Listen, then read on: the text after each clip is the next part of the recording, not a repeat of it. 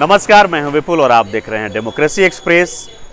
जिंदगी में बहुत मुश्किलें हैं, ये बात मुझे उस वक्त हल्की लगने लगी जब मैं नजमा खातून से मिला। जी हाँ, नजमा बिहार की राजधानी पटना की सड़कों पर ऑटो चलाती हैं। अपनी ज़िंदगी में सैकड़ों मुश्किलें झेलने के बाद भी उन्होंने संघर्ष का रास्ता चुना। ये एक बड़ी बात है कि एक महिला होकर के बिहार जैसे प्रदेश में वो ऑटो चला रही हैं, और इससे भी बड़ी बात ये है कि वो मुस्लिम कम्युनिटी से हैं जहां पर्दे का रिवाज है। तो चलिए हम आपको उनकी कहानी सुनाते हैं और उनसे आपको मिलवाते हैं। जानवर हो के माँ बुलाता है ये हाँ, नहीं सीखेगा तो माँ माँ चिल्लाएगा। अच्छा, सीख लेगा तो सो जाएगा जाके। इसका कितना किराया है? ये 10 बाय 10 का कमरा ही नजमा का घर है। इस कमरे में अपनी वो एक बेटी और एक बिल्ली के साथ रहती हैं। नजमा से जब बात हुई तो उन्होंने बताया कि इस कमरे का किराया 4000 रुपए है। सुबह सुबह अपना काम खत्म करके नजमा अपनी ड्यूटी पर निकलने वाली हैं। वही ड्यूटी जिसकी हम बात कर रहे थे। नजमा बिहार की राजधानी पटना की सड़कों पर ऑटो चलाती है।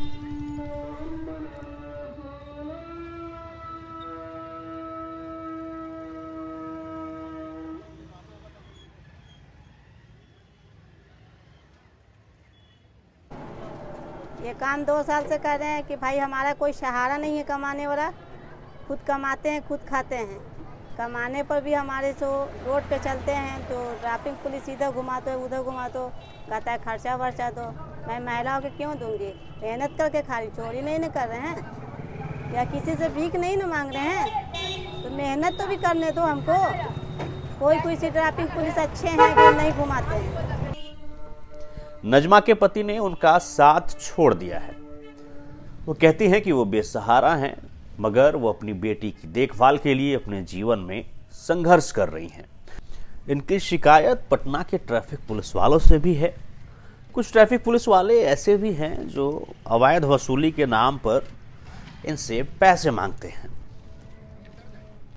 नहीं, मदद कहीं से नहीं मिला, सिर्फ एक राशन मिल रहा है। एक राशन जो होता है वही राशन का मदद जानते हैं, बाकी और कोई चीज़ का मदद नहीं मिला है। आप पटना में किराए पर रहती हैं? जी, किराया पे हमको यहाँ लगभग हो गया 12-13 साल एक घर में रहते हुए। बिहार में गरीबों के लिए ढेर सारी सरकारी योजनाएं चलाती हैं, पर हमने जब उन योजनाओं के लाभ के बारे में इस महिला ऑटो चालक से बात की तो उन्होंने कहा कि मुझे सिर्फ सरकार की तरफ से अनाज ही मिलता है, इसके अलावे सरकार की तरफ से कोई मदद नहीं मिलती है। जो गरीब है उसको यही बात बोलते हैं, तुम भी ऑटो सीख लो, तुम भी 10 रुपये कमाओ, खाओ, बाल बच्चे को पढ़ाओ लिखाओ। तुम्हारा घर वाले पीता खाता है तो अपने से मजबूत हो जाओ, बेसहारा क्यों बनोगी? तो एक को हमने इधर सिखाया भी है, वो अपना ऑटो निकाली भी, चला भी रही है।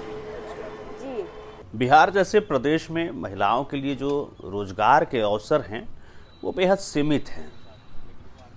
तकरीबन 6% रोजगार महिलाओं को उपलब्ध हो पाया है बिहार में। वो बताती हैं कि वो खुद तो ऑटो चलाती ही हैं, मगर साथ साथ कुछ और भी महिलाओं को वो ट्रेंड कर रही हैं इस काम के लिए।